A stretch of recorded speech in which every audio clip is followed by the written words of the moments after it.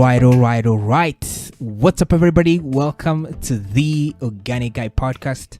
I am your host, the Organic Guy. This is your home of organic conversations. And today I'm very, very excited about this topic because it's one of those topics that we don't spend a lot of time to talk about. And I want us to focus on the politics of organic farming. All right. And it's one of those topics people don't really think about, and especially most of us don't like to talk about it to our friends and even to our families. And when we talk about the organic sector, it's important that we understand who are these people who are pushing for organic. All right, what are their beliefs, what are their values, how do they think society should be run, for example. So by understanding what their views and what their beliefs are, it helps us understand, also helps us be able to relate with them for one way or another. So today's topic is about, we're trying to find out who are organic food advocates. Are they Democrats or are they Republicans? So this basically follows, we all know that the United States of America just finished their elections. It happened on November 3rd, of course. And did you guys actually know there were over 1,200 candidates who were running to be president of the United States? But surprise, surprise, we only knew, most of us, I must say, only knew that there were only two candidates who were running to be president of the United States. But let's face it, there were only two candidates who were probably going to be president of the United States. And that was, of course, a Democrat in the name of Joe Biden and a Republican in the name of Donald Trump. And as far as we know, and according to the New York Times, Joe Biden is reading the ticket, and he's actually over the 270 electoral votes that are required to become president of the United States. He has over 300 electoral votes, 306 electoral votes to be exact, to Donald Trump's 232 electoral votes. So as you can see, and how most of the times the electoral map tends to go in the middle, most of it tends to be Republican, right? And in the West Coast and the East Coast is mostly Democrat. And whoever flips the Midwest states tends to win the presidency. And that is exactly what Joe Biden managed to do. So anyway, who are Democrats and who are Republicans? What do they believe in? What are their values? All right. So that is some of the questions that we need to answer first before we even go to organic farming and try to dig deep where these people lie, or where do these people come from who are always advocating for organic food products to be sort of mainstream, right? So, and as we can see here, I like to use this picture of the political spectrum. This is according to Hans Eysenck. And the farther you go to the right, you tend to move to a fascist state, and the farther left you go, you tend to move into a communist state. So most political parties are always in the center. For example, Republicans are center right of this political spectrum, and Democrats tend to be center left of this political spectrum. In Britain also it's the same case. Conservatives are center right of this political spectrum. Labour Party is sort of center left of this political spectrum. Same thing to Canada, same thing to Australia, although Liberal Party tends to be center right and the Labour Party tends to be center left. So as you can see, the spectrum sort of gives an idea of where different political parties usually lie, right? So of course we have fringe parties who are to the extreme end of either side of the left or to the right, but generally most political parties tend to be in the center.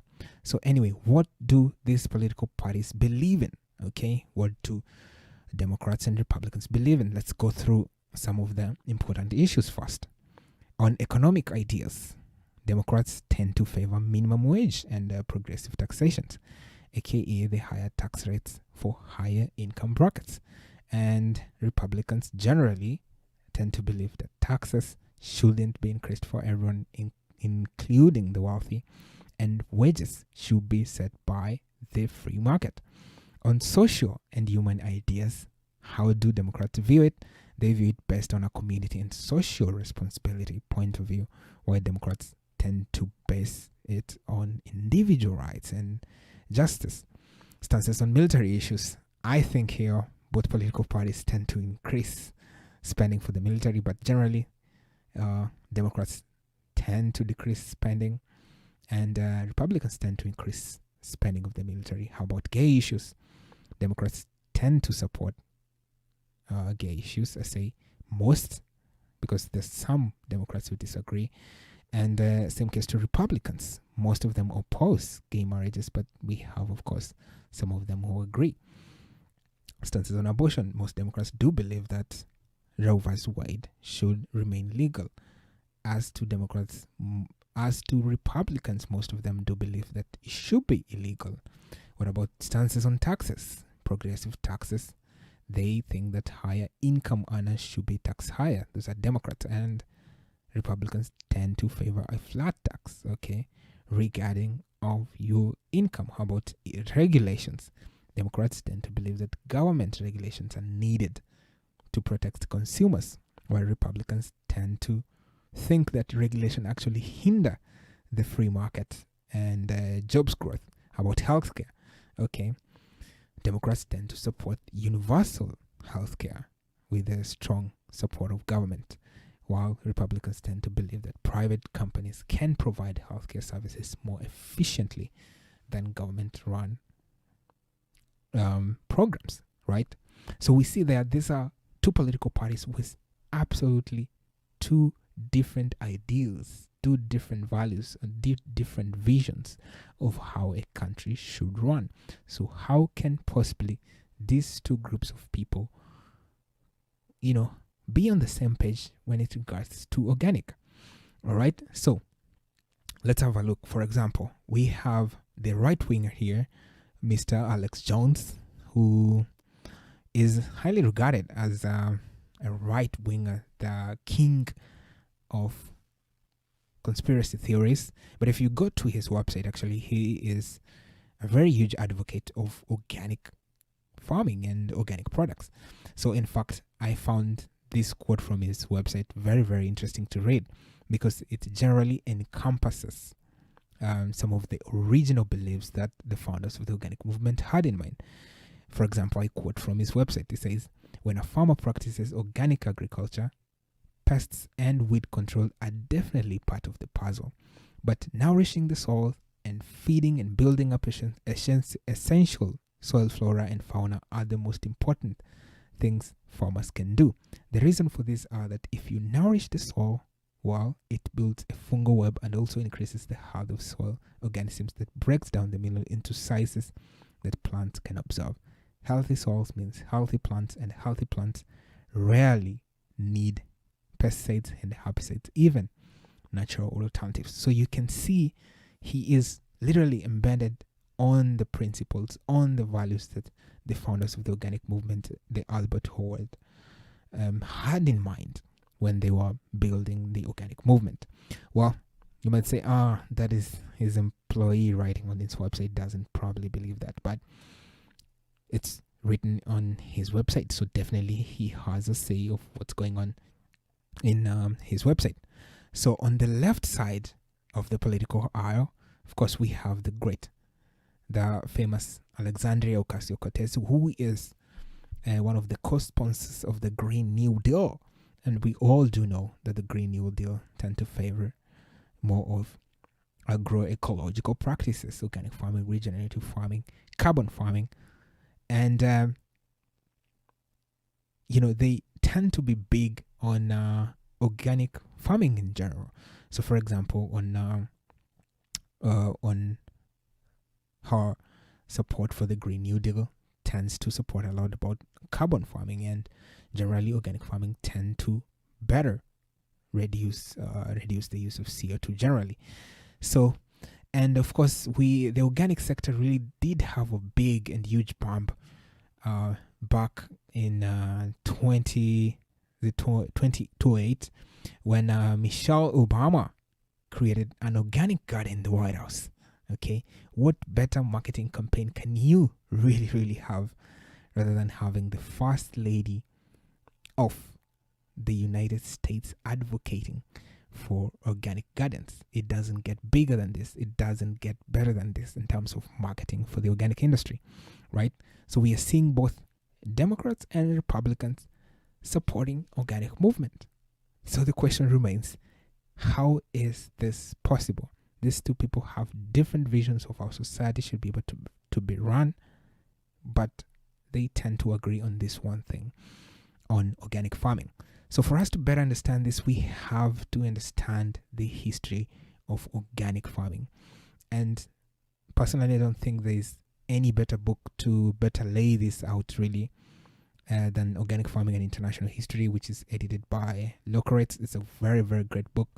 And why is it important to understand the history of organic movement? Because it helps you understand the principles that set the organic movement moving. It also helps you actually to predict what's going to happen based on the ideals that the founders had in mind. So the organic movement largely started in the 1920s. Of course, we do know that. And this was a reaction really towards the crisis the agricultural movement was facing in the mid-1930s, in between the First and the Second World War. So there was a crisis and there was problems, and one of the major problems we had was that soil was heavily degraded, and the quality of the produce that was being produced by the industrial agricultural movement was actually poor. Okay, people knew that as consumers knew that the kind of food that they were getting was not of great quality. And also from the rural perspective and from the formal perspective, there was a decay of rural social life and traditions. So as a result of these problems, we see two groups of people with different solutions. So we have one group of scientists, agricultural scientists, who believe that this problem are as a result of the chemical intensification of organic farming. And the other side looks at them and says, no, that is not what it is. Okay, we see these problems, but we think that the solution to these problems is actually the intensification of agriculture. Okay, so from the scientific community, we see that we have different views of how we should go about solving these problems. And this results to creation of two different views of what agriculture, of what path should agriculture take. So one view of agricultural scientists say that the best path that we should be able to take is to understand the basic concept of soil fertility. So we should focus on the community of soil organisms, and we should understand the dynamics of soil organic matter and the relationship between plant roots and soil, and understand the concept of soil fertility. And we should be able to recommend feeding the soil organism first. Okay, when we feed the soil organism, then we feed the soil itself, then the soil feeds the plant, and the plant produces healthy food for both of us and the animals. So we have this group of scientists who believe that way, and the other side, we have a group of scientists who believe that is not the best path to take, and they create a vision for the agriculture system also. And so for them, they think that the best path to be able for us to move forward is to use more agriculture, more industrialized systems. So this one will be able to produce more produce, and as a result, we have more organic matter in the soils. Okay, so same problems, two different solutions, two different visions of solutions that should be taken. Of course, we have one side which says that organic farming, intensification of farming by the use of biological and ecological means, And the other side says that we have to intensify through the use of chemical and mineral fertilizers. So as a result, also from the scientific community, we see also consumers worried from their end because they worried the food is actually not as good as it used to be. The quality of food that they used to get is not as good as it used to be. So the food did not stay fresh. The food was tasteless, and the vegetables and the fruit that they were receiving were full of residue pesticides and toxic chemicals. And on the other side, in terms of the producers themselves, they saw their social life and the economical situation in the countryside was getting worse, right? The mechanization of agriculture had meant that their food produce was not competitive in the market. And because of the results of great import of agricultural products, so this meant the farmers were not receiving good returns for the investments. So this meant that farmers actually needed to abandon agriculture and move to city centers. So we are seeing how these forces are aligning themselves. Okay, on one hand we have scientists who have different visions for agriculture. On the other side we have consumers who are not satisfied with the quality of the food that they are getting, and we have producers also who are worried by their way of life, by their way of living. So from the consumer's perspective, they had one idea, and the first idea that they have, they call themselves the Life Reform and Food Reform Movement. So the first idea was that they were disfranchised. They didn't feel as they were part of the industrialization and the urbanization, the growing dominance of technology in the modern world. So they called for a natural way of living. So they called for eating more vegetarian diets, physical training, a lot of natural medicine, and going back to their land.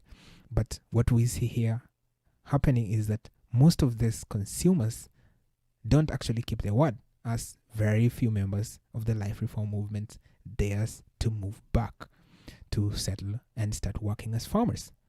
Okay, and on the other hand also, we see producers. And from the right side of the political spectrum, we see a lot of people worried about the disturbance between the urban centers and the rural land, and a loss of national self-sufficiency in food, and the vanishing of small and medium-sized farms. So as a result of these differences, we see a lot of pioneers, especially in Britain, being given a space, being given a platform to publish their ideas and their values on the right-wing journal, the New English Weekly. So here, the right-wing media sort of sympathizes with the beginning of the organic movement, as they see it as a solution to some of these problems that they were facing. Yeah. So, and then as this one grows, as the organic movement continues to grow, the industrial movement sort of faces a blow to, their developments. And we see the release of The Silent Spring by Rachel Carson, which really hit the industrial movement to the core, and hit straight to their core. And especially her work, which launched a global movement against the misuse of pesticides, and which created a new public awareness of the great dangers of pesticides. So this one also gave a great boost for the organic movement. So just to recap where we are at the moment. So we see a crisis in the agricultural sector in the 1930s, in between the First World War and the Second World War. And number two, we see agricultural scientists disagreeing on some of these problems that they were facing, on what's the best path to take. One group of scientists think that the best way is to nourish the soils so that they can produce and give better plants, and so that it can be able to give us better food for us and the animals. The other scientists believe no, the best path is to provide the soils with the nutrients that they require, aka nitrogen, potassium, and phosphorus, right? So these are the things that we need to provide the soil with, and as a result, it will give us more organic matter, which in return we can put in the soil. Okay, and then secondly, we see consumers not satisfied with what they were getting in the market. And what they do is they form a back to land resource movement, and they want to go back to the land, and they can be able to do farming themselves, because the food that they were getting is not of great quality. And we see most of them do not go back, as they were complaining about. And the third, we see consumers also worried, because their way of life was highly being disturbed, and the economics of farming was becoming very hard for them to compete on the market. So all these forces, combined with the release of Silent Spring by Rachel Carson, sort of makes a very good pot, it steers a good pot for the organic movement to develop. Okay, now that we have understood how this history has developed, how can we be able to combine with the politics of it? And the best, I found this great paper, which has been published by the University of California, very great, published just after the 2008 elections, which was between Barack Obama and John McCain. It really goes deep to understanding what are the political affiliations of organic farmers and organic consumers. So, and as we can see here, the map always remains the same. But here's an interesting quote that I got, and it sort of shows the development and the bipartisanness of the organic movement. So we see the first Organic Food Production Act being passed in 1990 under the first Bush administration, and the first proposed organic rule being published in 1997 by the Clinton administration, and the first and finally the rule being implemented in 2002 by W. Bush. So you can see there are a section of people in the political sphere sort of have a good tone, a good taste for the organic movement. So this is the map of Barack Obama and John McCain. As you can see, the red area in the Mideast is always like that, and then the East Coast and the West Coast, and then whoever wins the Midwest tends to win the elections. Okay, very simple.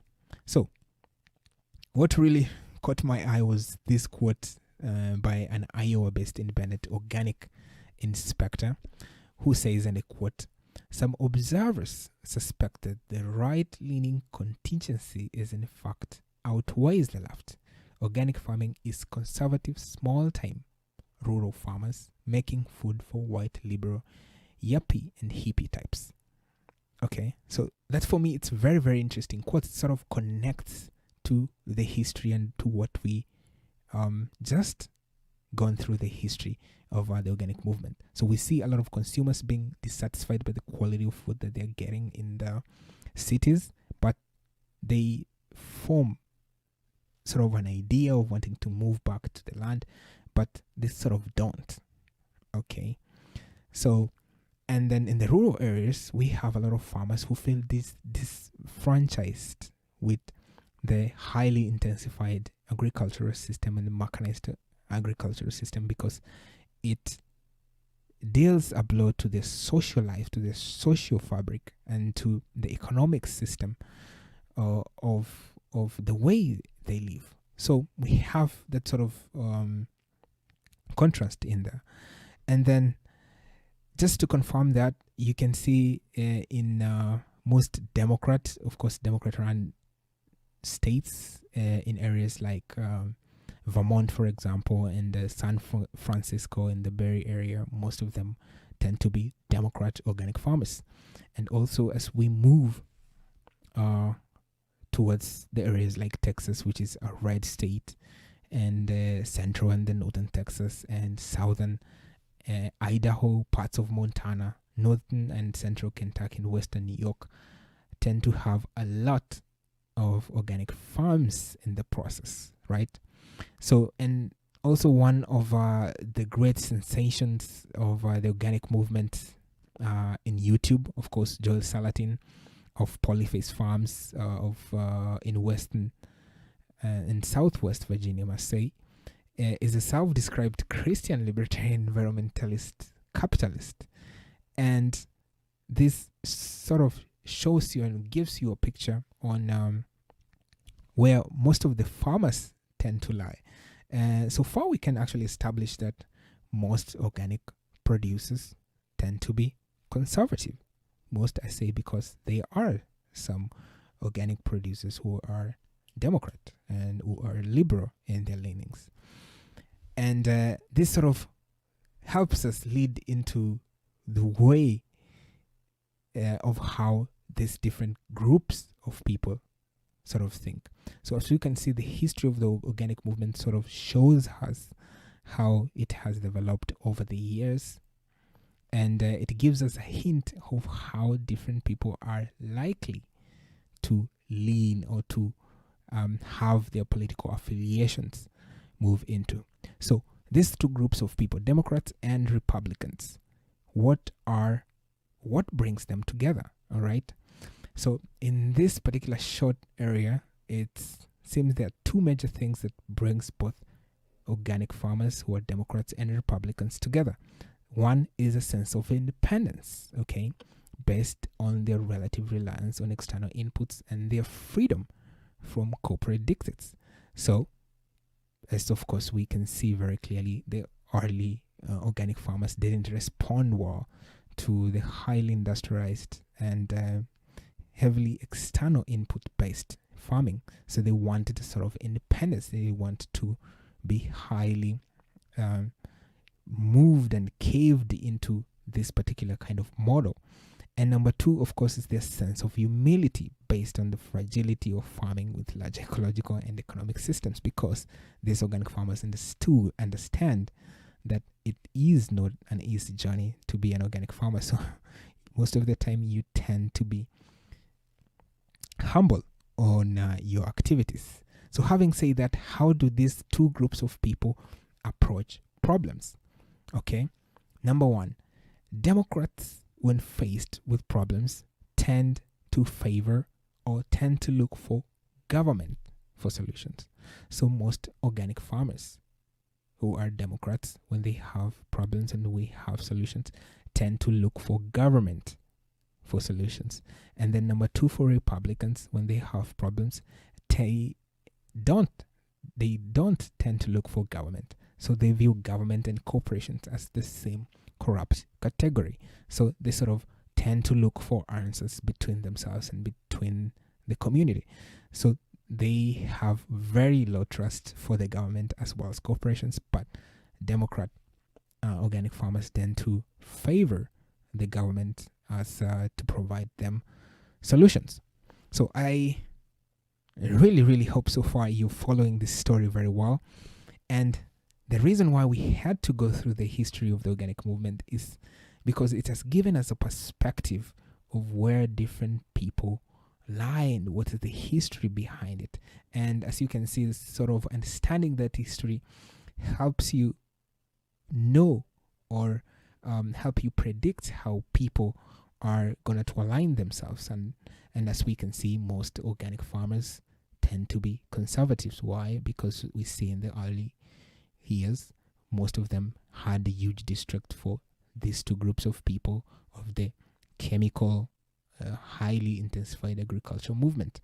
And as we can see, most organic consumers tend to be liberal in the early years, as we've seen of the organic movement.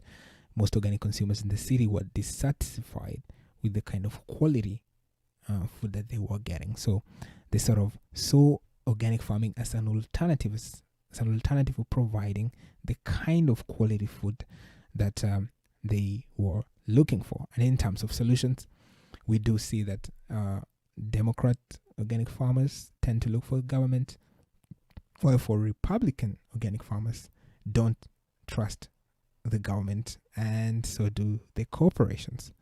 So, ladies and gentlemen, where do you lie in this particular scale? Do you consume organic foods in the first place? And if yes, what side do you consider yourself to be? Are you more of a Republican or a Democrat? Okay, let me know in the comments below.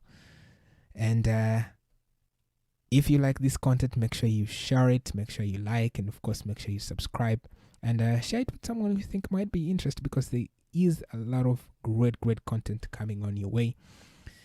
And until next time, ladies and gentlemen, remember to be organic.